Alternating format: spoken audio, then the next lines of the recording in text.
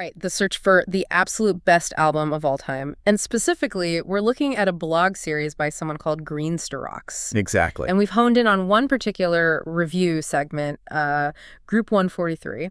And it's just fascinating how they apply these very personal, sometimes kind of humorous criteria to rank albums. Yeah, the reasoning is what we're really here to unpack. It's not about whether we think Linkin Park is better than Iron Maiden. No, not at all. It's about understanding the process Greensterox used, how they decided who moves on and who gets cut in this specific group, Group 143, which they called Meteora. Catchy name. And the contenders in this group were pretty diverse. You had Best of the B-Sides from Iron Maiden. A metal giant. Then Meteora from Linkin Park, huge new metal album. Right. Secret Samadhi by Live, more alternative rock. And rounding it out, this Addiction by Alkaline Trio, punk pop territory. So a real mixed bag. Before we get to who won and lost, we need to understand the rules of this quest. It sounds pretty intense. Oh, it is. The methodology Greensterox laid out is key. First off, albums are grouped completely randomly. No seeding, no genre matching. Nope, just pure chance, apparently. So you get these wild combinations. Then they listen and rank them, best to worst, within that group. And here's the kicker, right? Only the top two make it. Exactly. Top two advance to round two. Bottom two are just gone, eliminated from the quest entirely. It's sudden death for half the contenders in each group. Wow. High stakes. And the tone of the reviews themselves isn't like your typical pitchfork analysis, is it? Not even close. Greensterox themselves describe the reasoning as a mix of humorous, serious, personal, and irreverent. So it's less about objective musical merit and more about gut feelings, personal connection, random details. Pretty much. It feels very much like reading someone's raw, unfiltered thoughts as they listen. Their mood, maybe what they had for breakfast, seems like it could influence the outcome. Okay, I'm intrigued. Let's see how this played out in Group 143. Who came out on top? All right, first place, qualifying for round two, Meteora by Linkin Park. Okay, Linkin Park, makes sense, big album. But you mentioned something interesting earlier. The reviewer didn't initially like it. Right.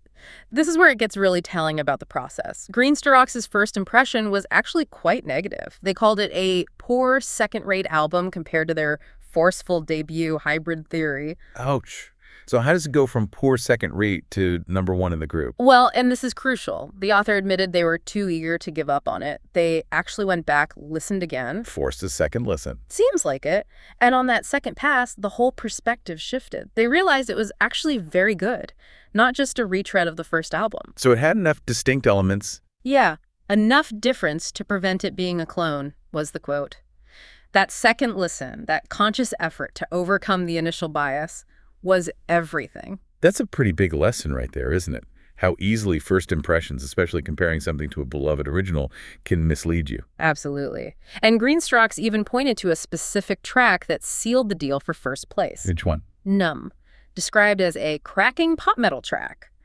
Apparently that song was enough to push Meteora just ahead of the runner-up by what was the phrase? A gnat's breath. A gnat's breath. So incredibly close. Who snagged that second qualifying spot then? That went to This Addiction by Alkaline Trio. Ah, okay. So punk pop makes it through too. What was the verdict there? Solid, but not peak trio. That's pretty much it. The review said they delivered again, but also that the album doesn't quite reach the heights of their previous three albums. So good, consistent, but maybe a slight dip. What were the highlights according to the review? Tracks praised for the usual quality catchy punk pop with diabolically dark lyrics and cynicism. Specific mentions were Eating Me Alive, Off the Map, and The American Scream. Standard good stuff from them then. Yeah. But it only just barely lost to Meteora. What was the specific thing, the numb equivalent, that pushed This Addiction into second place? Okay, this is where the personal and irreverent criteria really come into play. It wasn't just the overall quality. Two things were highlighted. The cool title track, fair enough. Right. And I love the unexpected Mexican horn, which appears out of nowhere on Lead Poisoning. Wait, what? A Mexican horn? Like a mariachi horn sound? Apparently. Yeah. It pops up out of nowhere on that one track. And that specific quirky detail was explicitly mentioned as a factor in securing second place. That is incredibly specific. And maybe a little arbitrary. A random horn blast helps decide who competes for the best album ever. It seems so, and it's fascinating because the reviewer wasn't blind to the album's flaws either. Oh, what are the downsides? They specifically called out two tracks, Dorothy and Dine My Darling, saying they lower the overall quality of the album. So it had weak points, acknowledged weak points, Mm-hmm. but the surprise horn saved it. That seems to be the implication. That memorable, unique, almost bizarre moment carried more weight than overall consistency or the weaker tracks. It's about the peaks, not the average. Okay, that definitely sets the stage for understanding the eliminations then.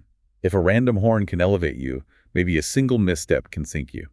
Who ended up in third place? Third place, and therefore eliminated, was Iron Maiden's Best of the B-Sides. Oh, the B-Sides collection. Did the format hurt it? Definitely. The reviewer, Green Rocks, seems to have a built-in bias against B-side compilations. Why is that? They explicitly stated their belief that, quote, there is usually a good reason why something doesn't make the album. So it started behind the 8-ball, essentially. That feels like judging the packaging, not the music itself, doesn't it? Yeah. I mean, couldn't a B-side technically be amazing? You'd think so, right? And the reviewer even conceded it was a mixed bunch. They did praise some tracks. Which one's got a nod? Let's see. The live version of Futural and Prowler 88 were mentioned as being worthy. So some good stuff in there. Yeah, but ultimately that initial bias combined with the mixed quality, it just didn't have that standout moment, that Mexican horn equivalent, to overcome the handicap. Not enough punch to qualify. So Iron Maiden out. That leaves fourth place, the bottom of the barrel for this group. Who was it? That was Secret Samadhi by Live. Dead last and eliminated. Live. Okay, what was the story there? Did the reviewer know them?